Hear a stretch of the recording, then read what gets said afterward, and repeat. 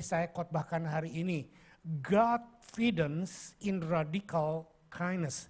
Dan saya mengulang sedikit, Godfidence. Itu artinya bukan confidence, tetapi Godfidence adalah keyakinan, bukan keyakinan kita kepada Tuhan, tapi keyakinan yang Tuhan berikan kepada kita. Perbedaannya di situ. Kalau confidence adalah kita yakin kepada Tuhan. Tapi Godfidence adalah keyakinan yang Tuhan berikan kepada kita.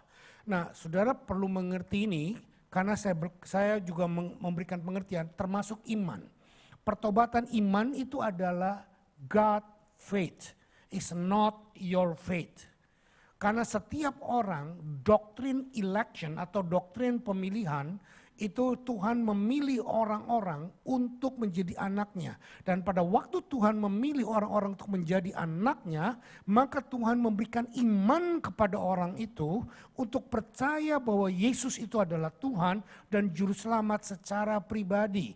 Karena Trinitas doktrin akan amat sangat tidak mungkin dijelaskan dengan nalar manusia, sehingga Tuhan perlu mengimpartasikan satu karunia khusus kepada kita, karunia iman untuk menerima bahwa Yesus adalah Tuhan.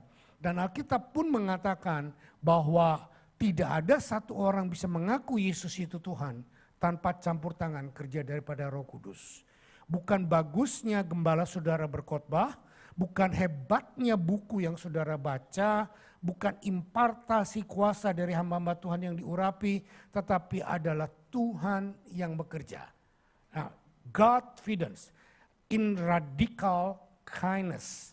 Saya sengaja menulis radical kindness, bukan cuma sekedar kindness, tetapi kindness yang melampaui akal. Radikal, which is this is impossible for us to do it.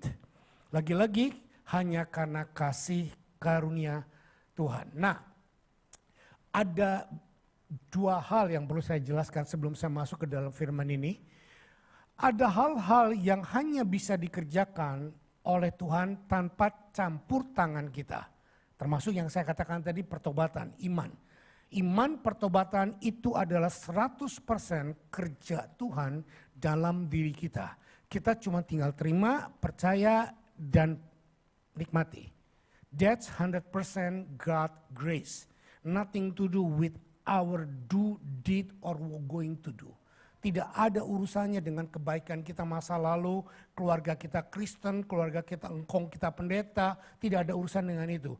Tetapi semua itu adalah karena anugerah Tuhan yang Tuhan pilih dalam hidup kita. Satu poin. Tetapi ada poin yang lain yang kita membutuhkan campur tangan pekerjaan kita bersama dengan Tuhan untuk kita bisa bertumbuh dalam pengenalan akan Tuhan. Jadi tidak 100% semuanya hanya karena Tuhan. Iman ya, mujizat, contoh karunia Roh Kudus, kesembuhan, mujizat, miracle, itu campur tangan Tuhan. Ada banyak orang bilang, kamu kalau mau mujizat kamu harus beriman. Saya bilang benar, tapi tidak 100% benar. Ada banyak tercatat di dalam Alkitab, ada banyak yang Tuhan Yesus doakan, dia bukan orang percaya, tapi dia terima mujizat. Kenapa? Karena yang mendoakannya yang punya iman. Nangkep gak saudara? Pada waktu saudara berdoa buat seseorang, saudara punya iman, maka Tuhan akan bekerja lewat iman yang ada pada kita. Bukan pada orang yang kita doakan. Pak, saya sudah lakukan, saya beriman tapi nggak terjadi. Ya again, kembali itu urusannya Tuhan. Karena mujizat, the gift of the Spirit adalah 100% pekerjaan Tuhan. Tetapi yang saya mau bahas hari ini bukan the gift of the Spirit. Tetapi the fruits of the Spirit. Buah roh harus dibutuhkan kerjasama antara Tuhan dengan kita. Makanya disebut buah roh. Bukan karunia roh. Karunia adalah pemberian, the gift. Nah, kita lihat ayatnya yang terdapat di dalam 2 Petrus 1 ayat 5 sampai 7.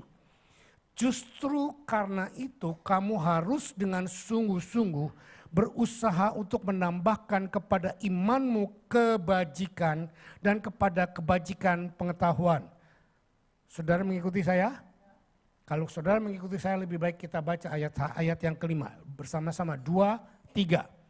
Justru karena itu kamu harus dengan sungguh-sungguh berusaha untuk menambahkan kepada imanmu kebajikan dan kepada kebajikan pengetahuan. Sekali lagi supaya masuk dalam otak kita. 2, 3. Justru karena itu kamu harus dengan sungguh-sungguh. Kamu harus dengan bukan asal-asalan. Tangkap gak di sini? Bukan dengan asal-asalan, yang penting kan gue udah kerjain, hasilnya ya nggak tahu. Tapi tidak, di sini dikatakan justru karena itu kamu harus dengan sungguh-sungguh berusaha menambahkan kepada imanmu. Menambahkan kepada imanmu. Kita sudah punya iman, tetapi untuk masuk surga cukup.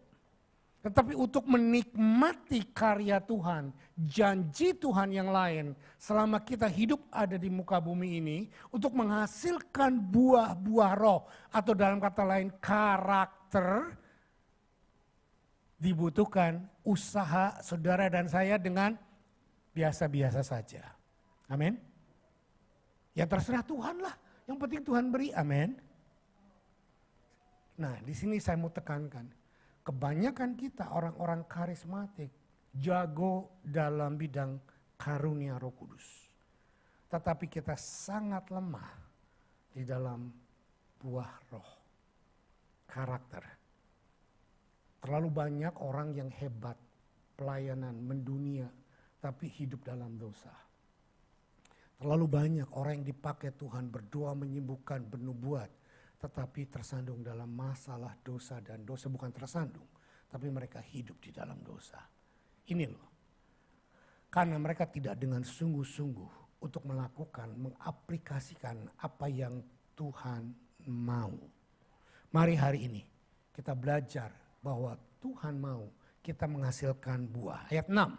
Dan kepada pengetahuan penguasaan diri, dan kepada penguasaan diri ketekunan, dan kepada ketekunan kesalehan, dan kepada kesalehan kasih akan saudara-saudara, dan kepada kasih akan saudara-saudara, kasih akan semua orang.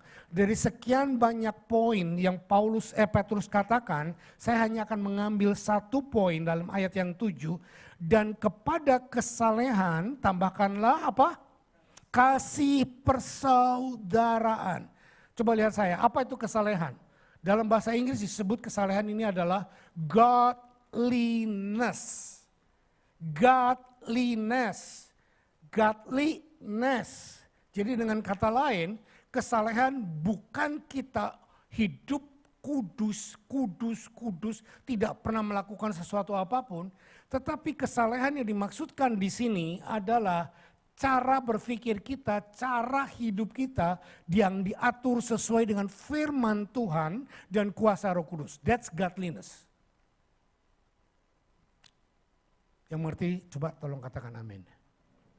Godliness, nah kepada kesalehan kita tambahkan apa? Brotherly affection, kasih persaudaraan. Nah saudara perhatikan, saudara bisa saja penuh Roh Kudus, saudara bisa saja berbahasa roh, saudara bisa saja berdoa orang sembuh, tetapi saudara tidak punya kasih. Nah ini loh yang saya maksudkan. Banyak anak-anak Tuhan, khususnya di gereja-gereja karismatik dan gereja lain juga, mereka hidup dalam kemarahan, kepahitan, kebencian, tidak ada kasih persaudaraan. Dikit-dikit tersinggung, dikit-dikit tersungging. Nggak ke gereja lagi gara-gara tersinggung dengan perkataan pendetanya. Pendetanya sengaja nyasarin khotbah buat aku tuh. Saudara pikir pendeta pengangguran, menyinggung-nyinggung saudara. Gitu loh. Nah, saya carikan definisinya buat kita untuk gampang. Yuk kita baca. 2, 3. Kasih persaudaraan, kasih orang tua kepada anak, atau bahasa Yunaninya Philadelphia. Fraternal affection, brotherly love, kindness, love to the brethren. Coba lihat saya. Saudara tidak mungkin bisa mengasihi tetanggamu, anakmu, suamimu yang duduk di sebelah bangkumu kalau saudara tidak punya Tuhan? Kok diem? Pak, saya cinta kok. Nah, cinta atau kasih yang didefinisikan dunia dengan kita itu berbeda. Nah, yang saya mau ajarkan hari ini, biarlah radical kindness, kasih persaudaraan, kasih orang tua kepada anak, kasih suami istri kepada istri, suami kepada istri, istri kepada suami. Nah, kalau kasih kepada suami dan istri, saya mesti tambahkan, ada satu jenis kasih lagi yang namanya eros, yang tidak boleh ada di kasih yang lain. Tetapi saya tidak membahas itu. Tetapi kasih suami istri bukan cuman eros. Tapi kasih suami istri juga membutuhkan brotherly kindness. Kalau cuman eros kita membutuhkan cuman affection, seks. Tetapi kalau tanpa brotherly kindness, maka hubungan suami istri kita akan menjadi tawar. Oke.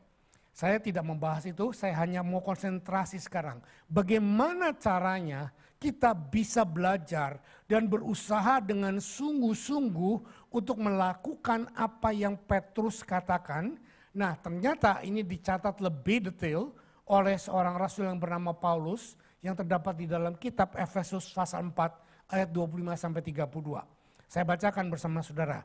Karena itu buanglah dusta dan berkatalah benar seorang kepada yang lain. Karena kita adalah sesama anggota.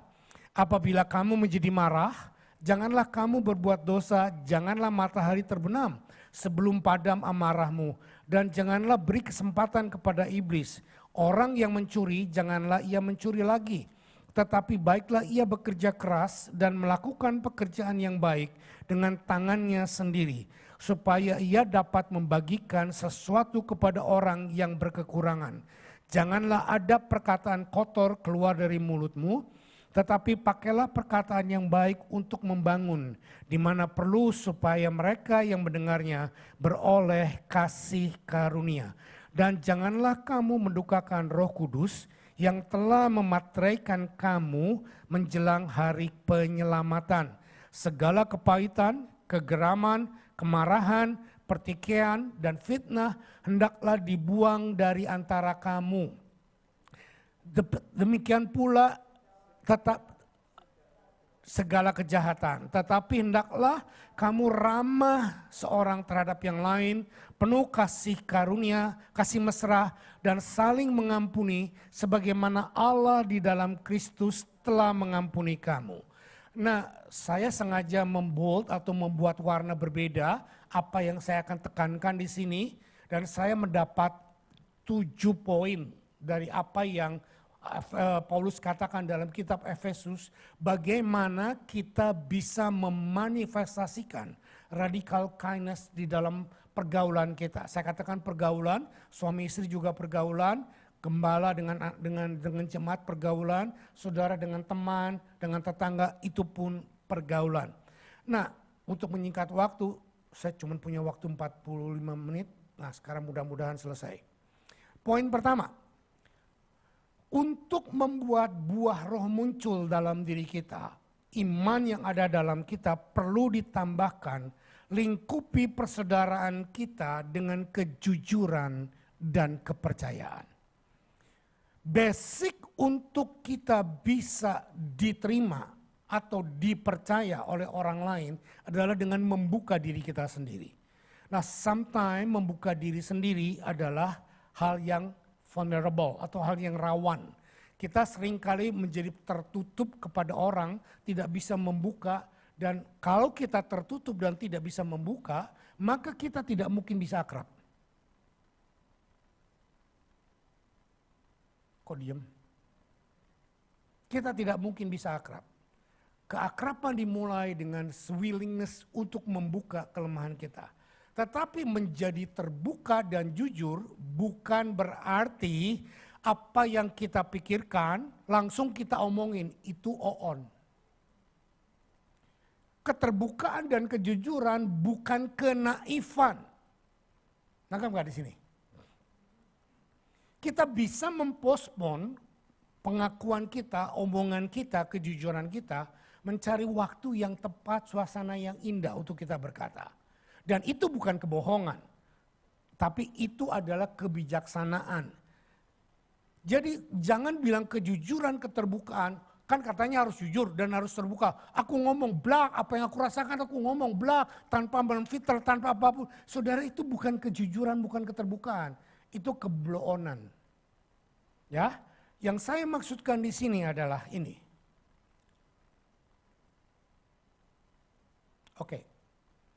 Karena itu buanglah dusta dan berkatalah benar seorang kepada yang lain, karena kita adalah sesama anggota. Saudara, Efesus 4 ayat 25 berkata, kita adalah sesama anggota. Dan Efesus berkata, buanglah dusta dan berkatalah benar. Istri saya paling sakit hati kalau saya bohongin. Semualah ya. Oh, semua istri-istri semua ngaku semualah. Suami sakit hati nggak kalau dibohongin istri? Semualah. Oke, that's good point. Semualah kita pasti akan sakit hati dan akan terluka kalau kita dibohongin. Nah, untuk itu jangan ada bohong, tetapi bukan berarti kita blow on. Mari kita memfilter, menyaring apa yang ada. Nah, saya membuat satu slogan di sini, bukan satu slogan, satu quote. Yuk kita baca. 2, 3. Kejujuran dan keterbukaan adalah dasar yang kuat untuk sebuah hubungan persahabatan dan persaudaraan yang sehat di dalam Yesus Kristus. Saya mau tanya sekarang, mama-mama, seneng gak dibohongin anaknya? Oh, tidak senang. Papa-papa seneng gak dibohongin anaknya? Gak ada yang jawab papa-papa, karena papa-papa sering-sering bohong juga ya. Saya gak nodong loh. Ya. Saudara, ada orang bilang, kan ada om bohong abu-abu. Tahu dosa abu-abu? Berbohong demi kebaikan. Saya nggak setuju dengan itu. Semua kebohongan adalah dosa. Semua kebohongan adalah kesalahan. Tetapi kita diberikan hikmat untuk bicara terbuka dengan timing dan suasana yang baik. Kita perlu lakukan itu. Oke. Kalau saya terus-terus mendiri nggak selesai, saya punya 7 kan, saya bilang ini baru 1. Sekarang poin yang kedua, saya punya poin kedua. Buang kemarahan dari persaudaraan. Saudara,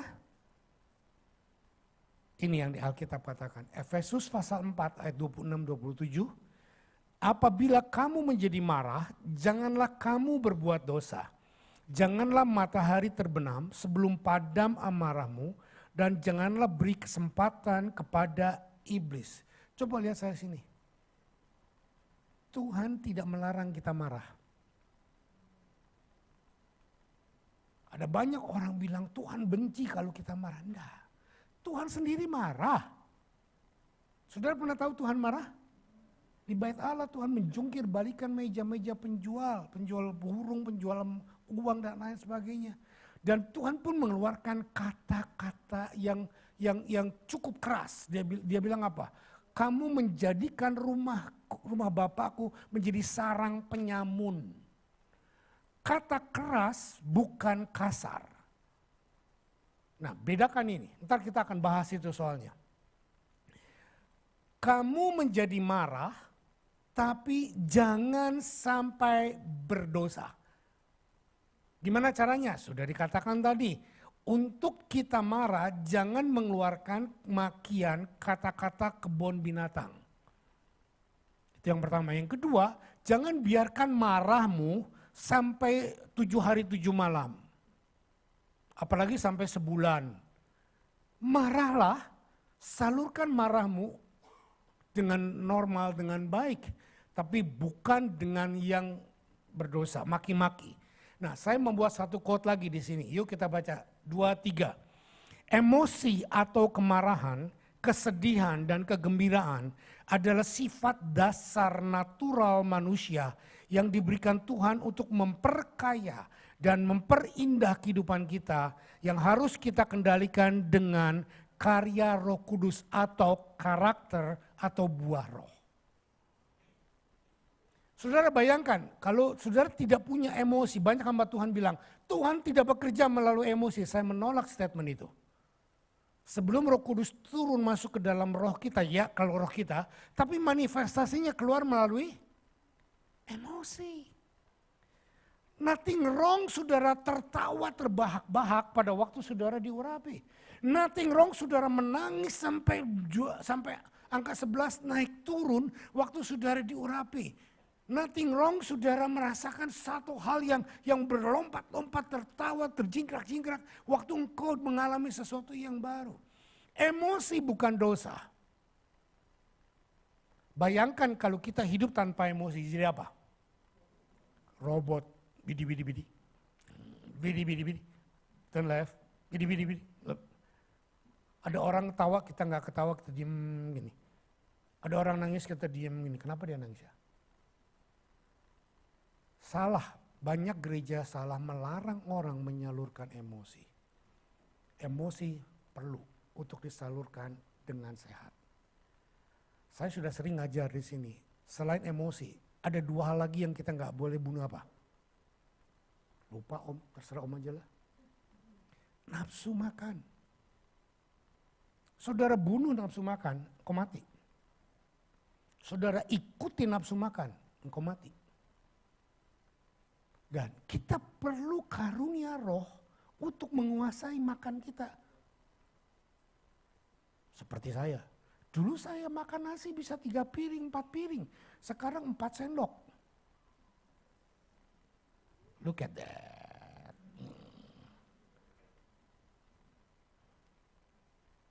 Kuasai makanmu. Dulu saya berkata saya nggak mungkin turun karena saya makannya banyak. Tapi dengan bantuan dokter dan obat bisa. Ya perlulah bantuan sedikit-sedikit. Tapi akhirnya melatih kita untuk berjalan dengan, nah satu lagi, seks. Nafsu seks gak bisa kita bunuh. Nafsu seks tidak dosa, datangnya dari Tuhan. Dan pakailah seks untuk regeneration, procreation, dan recreation. Apa itu? Nanti kursus sama saya sebelum nikah. Ya, oke, clear. Emosi, perasaan sangat dibutuhkan dalam hidup kita untuk memperindah suasana hidup kita. Kalau saya lihat Nia nangis terus saya diem aja nggak punya perasaan, dia akan berkata ini gembala gua manusia apa robot ya gitu loh. Sudah tidak ada salahnya untuk kita berduka empati bersama orang yang berduka. Juga tidak ada salahnya kalau saudara dapat bonus $1 juta, terus kasih perpuluhan ke saya $100.000, saya bersuka cita toh. Gak dikasih juga saya ikut bersuka cita kok ya. Amin. Yang tersinggung maafkan saya. Oke, buang kemarahan. Emosi dan kemarahan dan kesedihan adalah bagian yang Tuhan berikan buat kita. Beberapa ayat untuk memperkuat statement saya, Mazmur 4 ayat 4 dan 5. Biarlah kamu marah tetapi jangan berbuat dosa. Berkata-katalah dalam hatimu di tempat tidurmu tetapi tetap diam. Nah ada banyak orang bilang gini, Pak kalau saya marah, emosi saya tahan, nanti saya darah tinggi Pak, nanti saya makan dalam Pak, nanti saya amsyong. Saya menolak statement itu. Kan Alkitab ini berkata, kita mungkin marah, tetapi kita nggak boleh mengeluarkan kata-kata kasar, kita nggak boleh menyalurkan dengan kasar, dan kita mungkin punya hal yang nggak enak dalam hati, taruh aja dalam hati. Alkitab berkata, Mazmur berkata bahwa pada waktu engkau ada di atas ranjangmu, mungkin kau marah, kau dongkol, kau mendem, ya diem. Tidur nggak bisa lah, orang lagi dongkol nggak bisa tidur pasti. Kecuali saudara betul-betul udah punya kuasa Roh Kudus. Saudara pada waktu dongkol masuk ke dalam kamar, berdoa, berbahasa roh, setel lagu-lagu rohani, tidur. Saya khotbah kali ini praktikal ya, bukan hal-hal yang spiritual. Praktikal, mari kita lakukan itu dengan hal-hal yang praktikal. Amsal 16 ayat 32 berkata demikian, orang yang sabar melebihi seorang pahlawan. Orang yang menguasai dirinya melebihi orang yang merebut kota. Nah, saudara perhatikan, saya termasuk orang yang paling sukar menguasai kesabaran. Istri saya minggu lalu bilang salah pencet tombol, saya marah. Saudara lihat, setiap orang punya weakness dalam kehidupan kita. Dan marilah kita jaga, jangan sampai sudah tahu weaknessnya dipencetin terus tombolnya. Nah kan dia kan bilang, kan latihan supaya dia bisa tahan. Ya jangan gitulah, itu namanya menguji namanya. Ya, tapi bagi kita yang punya kelemahan, kita pun harus aware bahwa kelemahan kita ini bukan untuk ditonjol-tonjolkan, bukan untuk di-show-kan kepada orang. Kamu kan tahu kelemahanku, ya jangan main-main dalam kelemahanku, awas dia. Nah, ya juga enggak seperti itu. Saudara ngerti maksud saya? Jadi orang yang sabar melebihi seorang pahlawan. Mari kita belajar menguasai diri. Orang yang menguasai diri melebihi seorang yang merebut kota. Saudara, saya belajar banyak dalam hal ini. Karena dulu saya termasuk orang yang serantangan, nggak sabaran, pengen cepat, pengen beres, pengen begini dan lain sebagainya.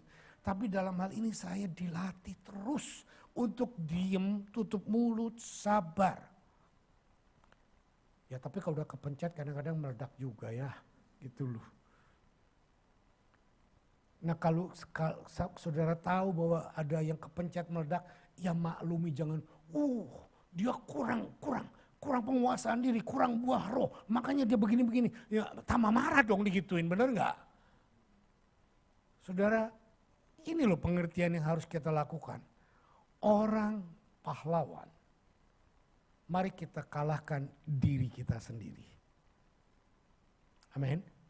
Kalahkan diri kita sendiri caranya, ya itu tadi. Pada waktu kita mau marah naik keranjang, setelah lagu-lagu rohani, keletak, tentang, marahlah di situ sendiri. Teriaklah di situ sama Tuhan. Tuhan aku gak tahan nih, Tuhan aku gak tahan nih, gak apa-apa. Saudara akan bilang, nanti Tuhan marah. Enggak, Tuhan gak marah, Tuhan tahu. Tuhan tahu siapa diri kita, oke? Pahlawan adalah seorang yang merebut kota. Tapi orang yang sabar dan menguasai diri melebihi seorang pahlawan. Kita sering kali bangga disebut, wah he is my hero. Apalagi kalau anak kita yang ngomong, my dad is my hero. Kita bangga sekali. Tapi kuasai dirimu. Jangan keluar perkataan buruk. Jangan emosi yang meledak-ledak. Saya ngomong buat saya juga. Maka engkau akan menjadi lebih dari seorang pahlawan. Sekarang yang ketiga. Yang ketiga dikatakan, rajin bekerja dan suka memberi pada orang yang membutuhkan. Saudara, tadi yang saya katakan poin sebelum masuk poin, ini kita harus usaha dengan, kenapa Petrus mengatakan harus usahakan dengan sungguh-sungguh? Karena kita mungkin gagal. Senggol sebelah kiri kanannya, dengar. Lu mungkin gagal menahan marah. Lu mungkin gagal menahan perkataan-perkataan sia-sia. Lu mungkin gagal melakukan kehendak Tuhan. Tetapi don't give up. Dengan sungguh-sungguh, ulang lagi. Nah yang ketiga di sini dikatakan, rajin bekerja dan suka memberi kepada orang yang membutuhkan. Efesus 4 ayat 28. Orang yang mencuri, janganlah ia mencuri lagi. Tetapi baiklah ia bekerja keras dan melakukan pekerjaan dengan baik dengan tangannya sendiri. Supaya ia dapat membagikan sesuatu kepada orang yang berkekurangan. Berhenti mencuri, berhenti berbuat curang, berhenti bermalas-malasan. Lakukan pekerjaan dengan segenap hati supaya saudara bisa menghasilkan dan hasil kehidupan saudara bukan untuk saudara sendiri. Perhatikan, lihat saya sini. Ada jebakan yang lain kepada orang yang kerja keras, kerja yang sungguh-sungguh dan dia berhasil. Dia akan berkata bahwa aku yang kerja setengah mati. Aku yang memperoleh semuanya dengan susah payah aku peroleh. Mana mungkin aku membagikan kepada orang lain. Apalagi aku tahu tetanggaku itu memang kurang bisa apa-apa. Ngapain aku mesti kasih? Ada jebakan-jebakan tertentu buat orang yang rajin bekerja, yang berpenghasilan. Karena mereka akan terjebak dengan keyakinan semuanya aku. Saudara, sangat salah. Kita sudah baca tadi bahwa semua kalau kita bisa itu karena Tuhan. Tetapi jangan juga masuk dalam jebakan yang lain. Oh, semuanya karena Tuhan. Kalau gitu kita cuman berdoa saja, baca Alkitab saja, semuanya nanti Tuhan yang supply. Tuhan tidak akan kirim emas batangan dari sorga jatuh. Kalau emas batangan dari sorga jatuh kena kepalamu mati. Saya tidak pernah baca di dalam Alkitab seperti itu. Tuhan akan pakai orang lain, Tuhan pakai kreativitas, Tuhan pakai hal-hal yang lain untuk memberkati kita. Amin. Kerja keras termasuk salah satu yang Tuhan berkati. Tetapi bukan cuman kerja keras. Saudara, kerja keras, contoh yang paling sederhana, yang paling bodoh. Saudara dengan kuli bangunan kerja keras mana? Saudara dengan tukang becak kerja keras mana? Kok mereka nggak kaya-kaya? Jadi di sini membuktikan bukan cuman kerja keras yang membuat orang berhasil. Nah, ada ayatnya yang berkata, Amsal 19 ayat 17. Yuk kita baca, 2, 3. Siapa menaruh belas kasihan kepada orang lemah, memiutangi Tuhan yang akan membalas perbuatannya. Saudara, attitude anak-anak Tuhan yang ingin menghasilkan buah roh, karakter, confidence in radical kindness, adalah waktu saudara diberkati lebih, dengar baik-baik. Jangan berpikir, aku mesti ganti rumah, aku mesti ganti mobil, aku ganti baju semuanya yang branded sekarang, karena aku sudah diberkati. Dan sering kita berpikir seperti itu.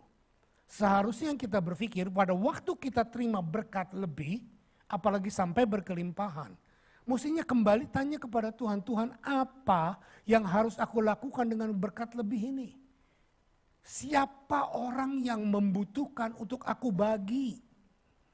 Siapa yang aku harus berikan? Saudara tidak bisa membaiki semua orang, perhatikan. Tetapi saudara bisa berbuat baik kepada orang yang dekat di sekitar saudara. Rumahmu, tetanggamu, teman-teman gerejamu dan yang dekat. Adalah hal yang bohong kita bisa berbuat baik untuk semua orang. Dan dengar baik-baik, waktu Tuhan Yesus ada di muka bumi, Tuhan Yesus pun tidak lakukan ini. Waktu Tuhan Yesus di muka bumi, ada banyak orang mati kelaparan enggak? Kenapa Tuhan Yesus gak datangi mereka satu persatu kasih duit? Waktu Tuhan Yesus ada di muka bumi, jangankan di luar negeri, di dalam Israel sendiri ada gak banyak orang sakit? Banyak orang sakit kusta. Tapi kenapa hanya beberapa orang yang dia sembuhkan? Saudara perhatikan di sini. Jadi janganlah pedit, apalagi gak bayar perpuluhan. Wah, gereja kita udah kaya, ngapain bayar perpuluhan? Saudara, gereja kaya atau miskin bukan karena perpuluhanmu. Gereja kita tidak akan menjadi kaya menjadi kaya dengan perpuluhanmu. Gereja kita tidak akan menjadi miskin tanpa perpuluhanmu. Tetapi engkau yang tidak melakukan kehendak Tuhan. Itu yang pertama. Yang kedua, waktu kita melihat orang menderita, orang yang kekurangan, saya bersyukur di gereja ini banyak orang yang punya belas kasihan yang tinggi. Saya tahu pasti dengan mata, telinga, dan pengalaman sendiri. Ada beberapa di antara kita yang sedang mengalami kekurangan, tidak bisa bekerja, kedukaan, dan lain sebagainya. Banyak di antara saudara yang dengan langsung memberikan persembahan langsung kepada orang-orang tersebut. I'm proud of you. Inilah radical kindness yang Tuhan berikan kepada kita untuk mengasihi. Pada waktu kita membagi kepada orang yang kekurangan, dengar baik-baik, kita memiutangi Tuhan. Ini ayatnya. Nah, sekarang sebaiknya bagi orang yang cuman mau menerima. Nah baca ayat ini, sorry ayat ini sangat keras. Yuk kita baca, 2-3. Sebab juga waktu kami berada di antara kamu, kami memberi peringatan ini kepada kamu. Jika seorang tidak mau bekerja, apa? Top, senggol sebelah kirinya. Dengar, kalau lu gak kerja jangan makan. Nah ya, bukan berarti kita mau mengambil take advantage dari kelebihan orang lain. No. Jangan cuma nyantai-nyantai berdoa, baca Alkitab, lakukan sesuatu, nanti Tuhan akan berkati. No. Oke, ayat 11. Kami katakan ini karena kami dengar bahwa ada banyak orang yang tidak tertib hidupnya dan tidak bekerja. Melainkan sibuk dengan hal-hal yang tidak berguna. Orang-orang yang demikian kami peringati dan nasihati dalam Tuhan Yesus Kristus. Supaya mereka tetap tenang melakukan pekerjaannya dan dengan demikian makan makanannya sendiri. Saudara, saya bertobat. Waktu awal-awal saya full time, selain saya minta ampun sama Tuhan, sudah tahu apa yang saya lakukan? Saya datangi kantor gereja. Saya datangi para staff full time dan saya peluk mereka, saya minta maaf. Karena dulu dalam konteks pikiran saya, para full time itu orang yang malas kerja. Cuman terima gaji, enak-enak ongkang kaki, baca Alkitab, duduk di kantor, nanti khotbah, nanti pelayanan, menikmati itu saja. Jadi dulu kami berdua tidak mau full time. Karena kami melihat sikap para full time yang tidak berkenan. Yang seperti ini. Hidupnya enak-enak dan lain sebagainya, dan sampai hari ini masih banyak para full time yang seperti itu. Tetapi saya mau peringatin kepada kita bahwa kita menjadi hamba Tuhan full time bukan untuk mengurangi pekerjaan, tetapi memang Tuhan memanggil kita untuk menjadi full time dan kita tidak menerima uang dari penghasilan kita, tetapi kita dicukupi oleh Tuhan melalui gereja. Are you with me? Ini loh masalahnya. Bagi saudara yang membayar perpuluhan, mengembalikan persembahan, saudara sudah membayar untuk kehidupan para hamba-hamba Tuhan dan pelayanan. Dan gereja ini menyalurkan keuangan untuk Church of God, untuk missionnya Rock, dan untuk banyak hal-hal yang lain yang Tuhan gerakan untuk kita melakukannya. Jadi kita bagi orang yang berkata bahwa enak-enak aja duduk nanti Tuhan berkati, bertobat. Tapi bagi saudara yang kerja terus tanpa melibatkan Tuhan, bertobat. Mari kita hidup dalam sistemnya Tuhan. Oke, sekarang yang keempat. Ucapkan perkataan yang saling membangun. Amin. Yuk kita praktek. Coba tengok kirinya atau kanannya. Bilang sesuatu kepada dia yang membangun. Jangan bilang lu lagi. Ayo dong gak praktek, suami istri malah bengong ke depan. Jangan dilihatin saya sudah ganteng. Yolan, ayo toleh sebelah kirimu. Dani, toleh belakangmu, depanmu. Ayo toleh. Bilang sesuatu yang baik tentang orang itu. Jangan bilang lu mah dari dulu gitu-gitu aja, gak gimana sih, bukan. Bilang dong. Amin. Mari kita praktek belajar. Saudara, sudah jangan kelebihan. Disuruh ngomong berapa kalimat terus-terusan. Ngobrol. Kan? Jangan kelebihan. Saudara, tuh, stop. Efesus 4 ayat 29, yuk kita baca 2-3. Janganlah ada perkataan kotor keluar dari mulutmu, tetapi pakailah perkataan yang baik untuk membangun di mana perlu supaya mereka yang mendengarnya beroleh kasih karunia. Amin. Saudara, kita mungkin gak suka sama orang itu. Tapi jangan keluar kata-kata negatif. Dengar baik-baik. Kita nggak bisa akrab dekat dengan semua orang. Kita boleh memilih siapa teman yang harus kita akrabi. Kita boleh memilih siapa teman yang kita mau bergaul. Tetapi jangan kita melakukan perkataan-perkataan yang kotor, perkataan yang jelek. Jangan ada perkataan yang membusuk. Sama dia, wah dia sama gini-gini gue gak suka sama dia. Nah, jangan ucapkan itu. Saudara boleh gak suka sama orang itu, ngomonglah sama Tuhan, Tuhan aku gak suka sama orang itu. Lalu Tuhan akan bilang gini, kalau gue gak suka sama kamu gimana? Oke. Saudara, saya belajar satu. Orang-orang bule, Western culture, sangat jago dalam melakukan ini.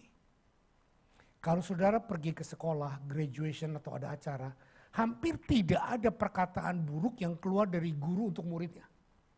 Walaupun muridnya itu nggak berprestasi, nggak apa, tapi selalu dia melihat sesuatu yang baik. Dulu awal-awal waktu anak saya masih sekolah, saya sampai bengong. Wah, kalau kayak gini semua murid ini bagus semuanya. Nggak ada yang jelek, nggak ada yang buruk.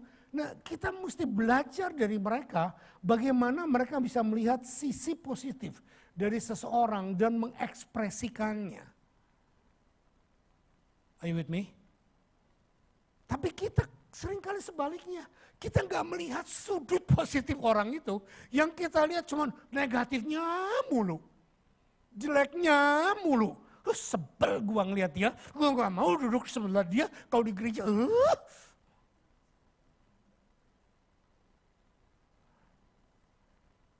Tapi di sini nggak ada. Di sini semua baik-baik. Ini yang Yakobus katakan. Yuk kita baca sama-sama. 2, 3. Sebab kita semua bersalah dalam banyak hal. Barang siapa tidak bersalah dalam perkataannya, ia adalah orang sempurna yang dapat juga mengendalikan seluruh tubuhnya. Sadarilah, khususnya para kaum wanita, kalau engkau lagi sedih, lagi emosi, jangan keluar kata-kata negatif. Biar gue mati aja, biar gue cepet-cepet diangkat Tuhan masuk surga. Ya masuk surga, ya masuk sah. Kalau masuk surga ya masuklah, walaupun dia lagi pahit, tapi kan yang membuat kita masuk surga bukan pahit atau manis, tapi iman kita kepada Tuhan, pekerjaan Tuhan. Kan kita udah standar tadi, bahwa keselamatan itu pekerjaan Tuhan. Yang kita khotbahkan hari ini, yang kita ajarkan hari ini bukan mati masuk surga atau enggak, tapi adalah bagaimana to improve our Christian life. Amin. Jangan perkataan negatif keluar. Dan saya sering banget menegur orang, apalagi orang-orang yang dari timur. Kupang, Alor, Rote, Ambon, Papua. Itu kalau marah, makinya itu enggak kira-kira saudara. Mereka tuh kasar sekali, betul gak Sam? No. Orang Kupang, orang Alor, orang Timur, itu kalau marah, itu kebun binatang keluar semua tuh dari kebunnya. Cuman saya heran, mereka gak pernah bilang semut loh gitu loh. Gajah loh, gak pernah bilang kayak gitu. Mereka bilang pasti hal-hal yang menyakitkan, tetapi menurut saya sudah khotbah berkali-kali sih ngomong. Kalau ada orang maki saya anjing lu, saya akan ketawa hahaha. Kenapa? Gue bukan anjing. Lu panggil anjing ya anjing, gue bukan anjing, gue Samuel. Jadi kenapa kita dimaki anjing kita marah? Justru karena bukan anjing, oh marah ya salah. Kalau bukan anjing ngapain? Kalau udah orang manggil saya, Budi, saya nengok gak?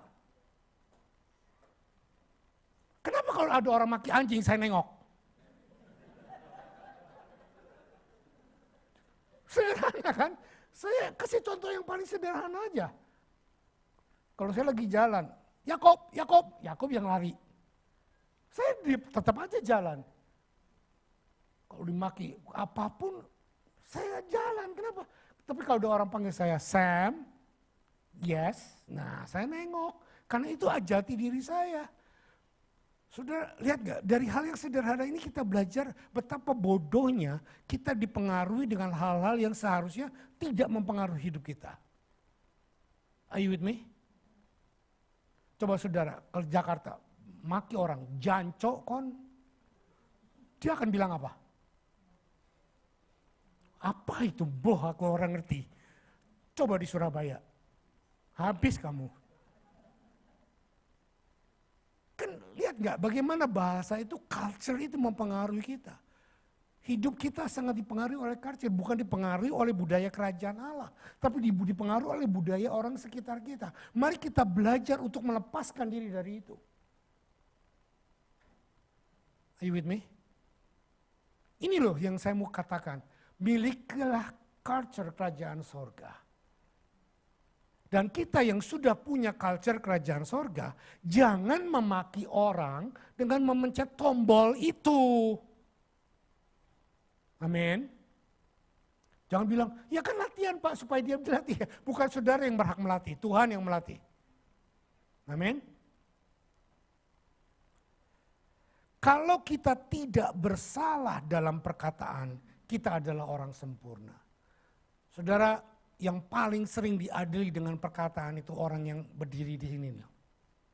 Saya khotbah dikit aja pasti orang lain akan melihat, tuh ngomongnya begitu, tuh lihat ngomongnya begini, ngomongnya begini. Tapi kalau dia ngomong sembarangan di jalan di mana, saya nggak adili. Karena saya memang bukan jaksa, bukan hakim.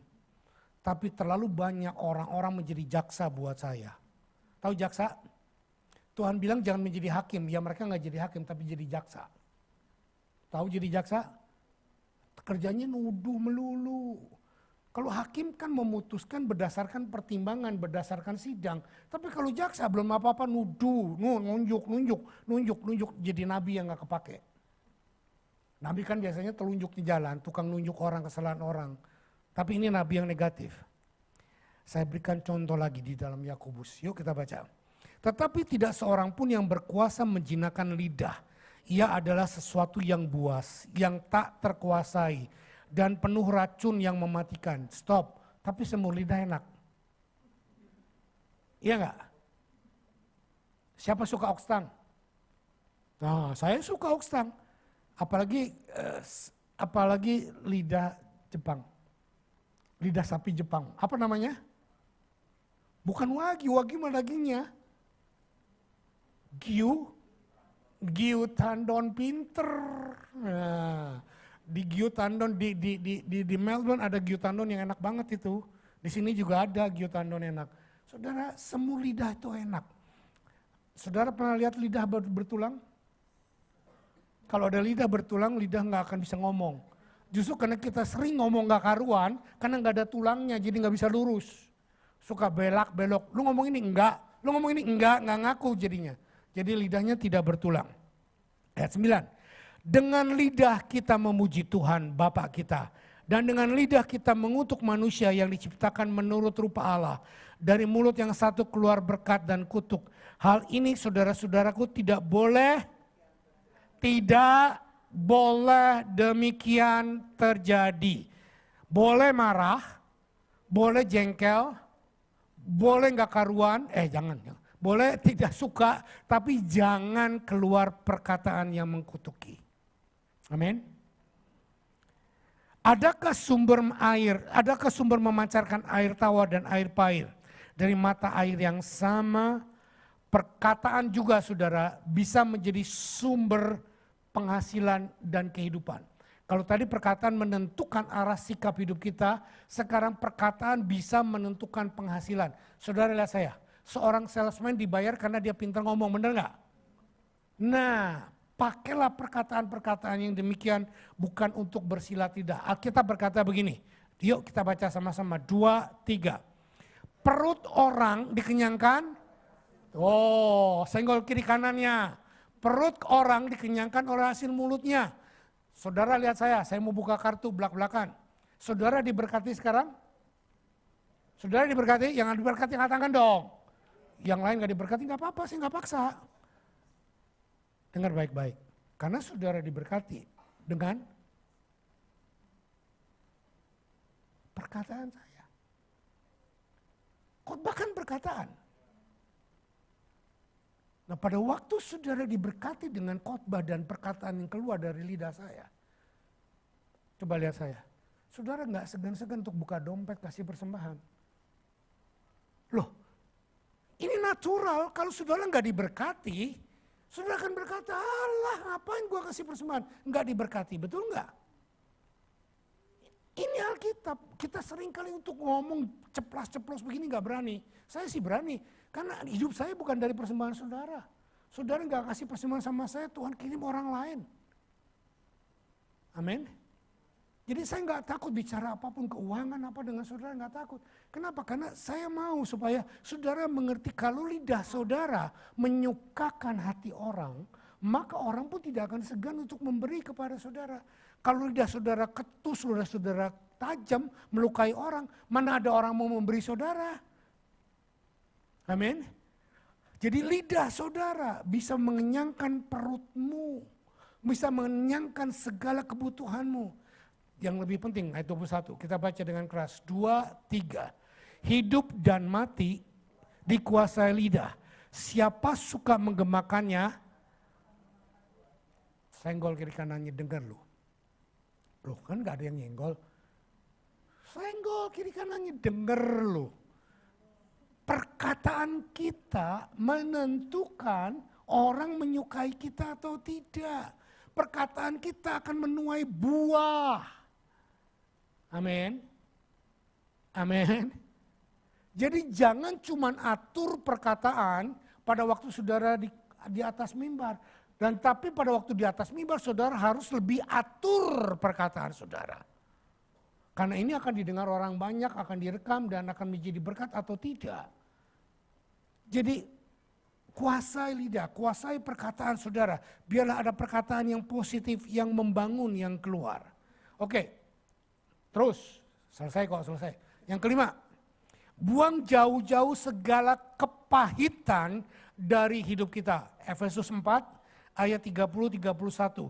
Dan janganlah kamu mendukakan Roh Kudus Allah yang telah memateraikan kamu menjelang hari penyelamatan.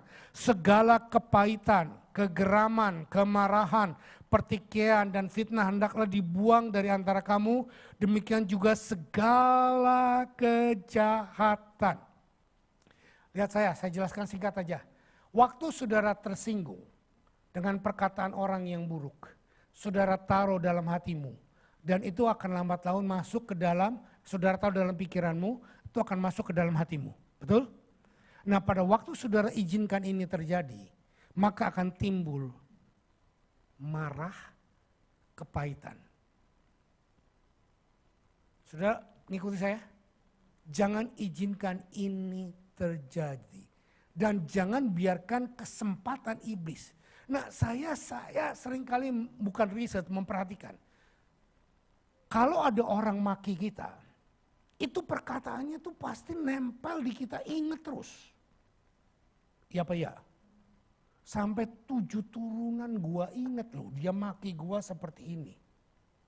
Tapi kalau ada orang memuji saudara, kau baik, kau luar biasa, besok kita udah lupa. Kenapa ya? Nah, kenapa ya?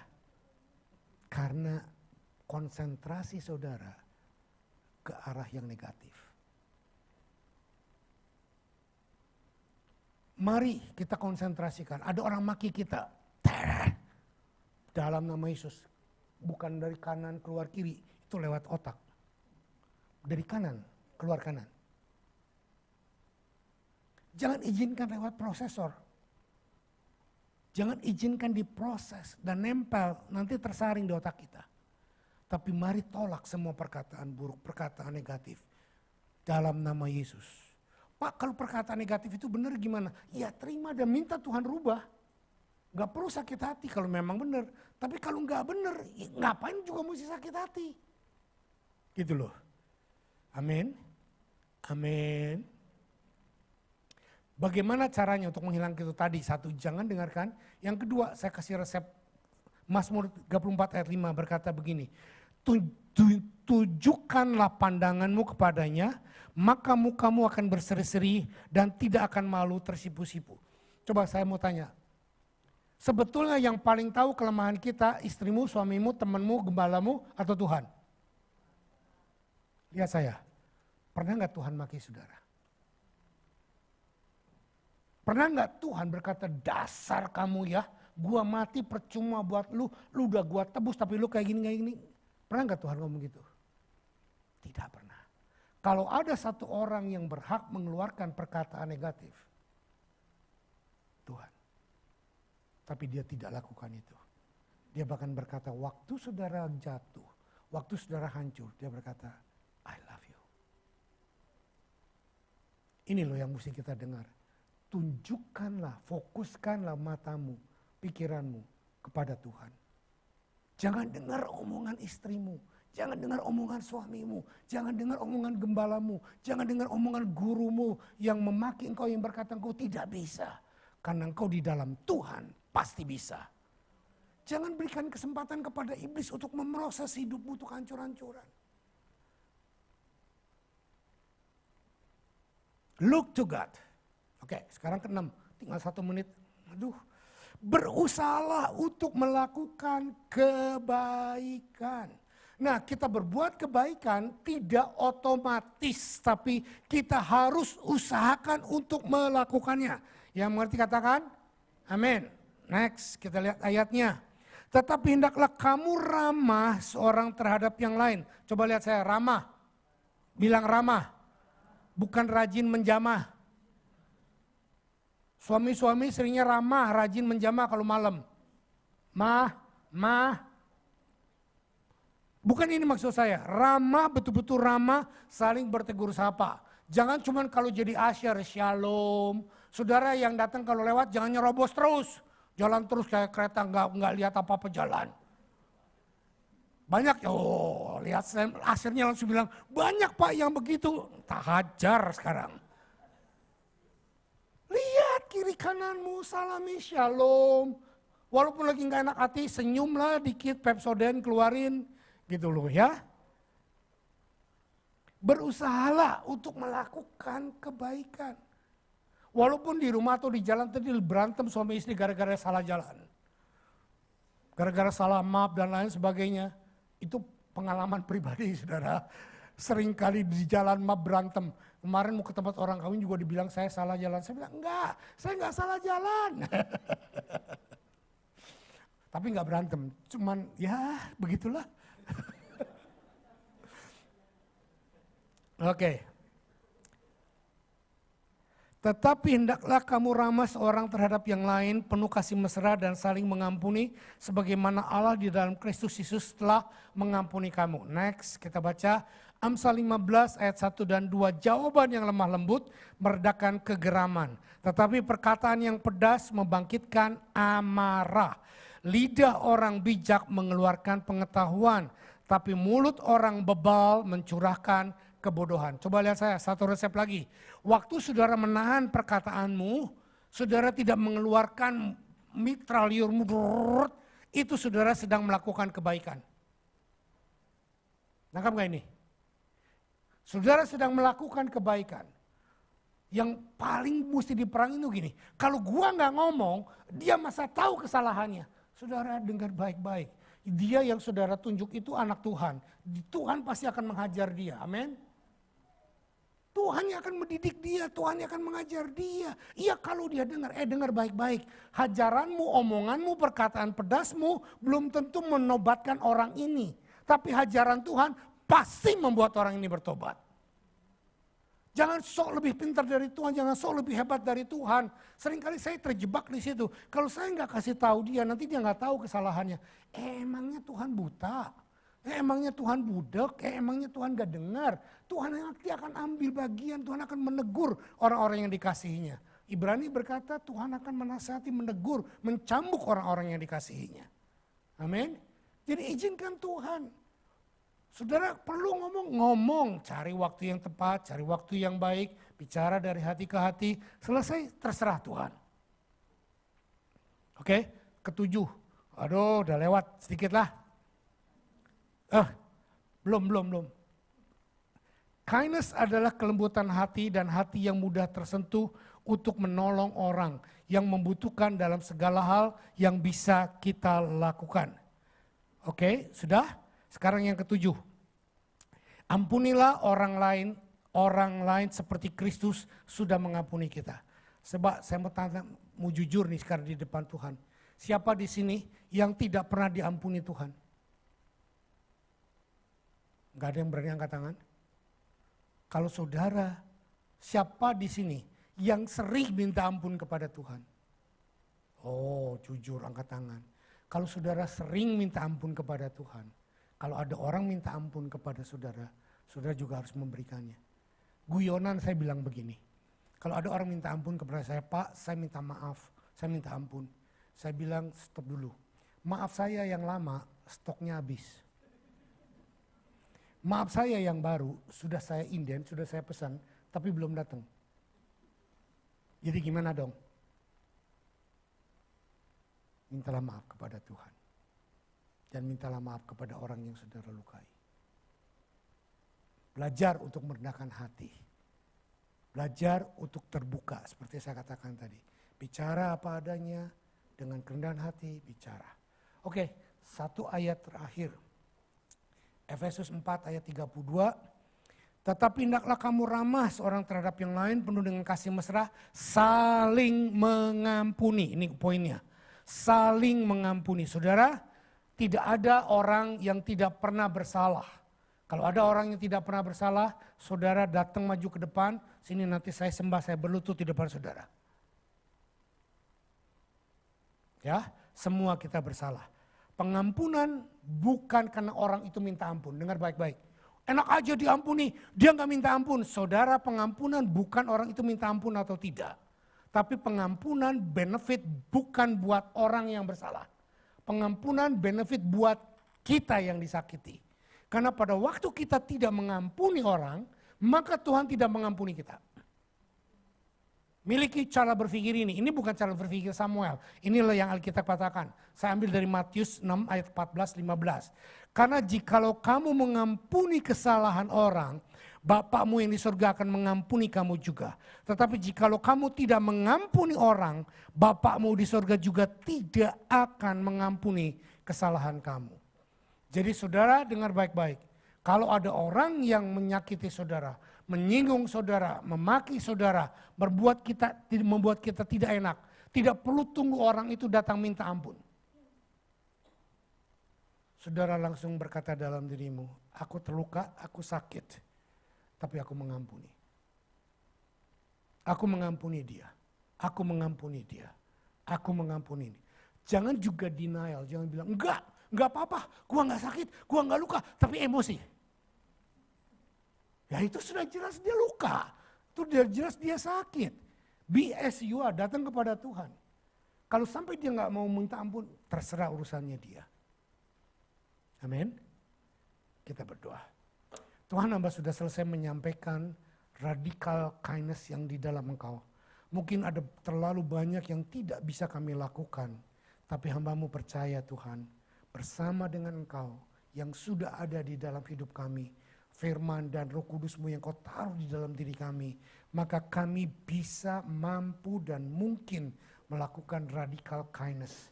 Sehingga karakter atau buah roh itu boleh kami hasilkan dalam hidup kami. Mungkin kami gagal, mungkin kami ngomong sembarangan, mungkin kami melukai orang, mungkin kami emosi, mungkin kami salah, apapun boleh terjadi. Tapi hari ini Tuhan, kami semua datang kepada kasih karunia-Mu, kepada salib-Mu. Ampuni kami. Ampuni kami Tuhan. Ampuni perkataan kami. Ampuni hati kami yang terluka. Ampuni pikiran kami yang buruk. Ampuni sikap-sikap kami yang negatif. Kami mau belajar seperti Engkau yang tanpa salah, tanpa sakit hati, tanpa tersinggung, tanpa luka, Kau telah mati bagi kami. Terima kasih buat tubuh dan darah-Mu yang setiap minggu kami peringati. Dan biarlah Tuhan, kami tidak menjadi orang yang melebihi Engkau, yang mau mengubah karakter orang, yang mau mengubah perkataan orang, tetapi hanya Engkau yang bisa mengubah Tuhan. Dalam nama Yesus, layakan kami semua untuk masuk dan bersekutu dengan Engkau.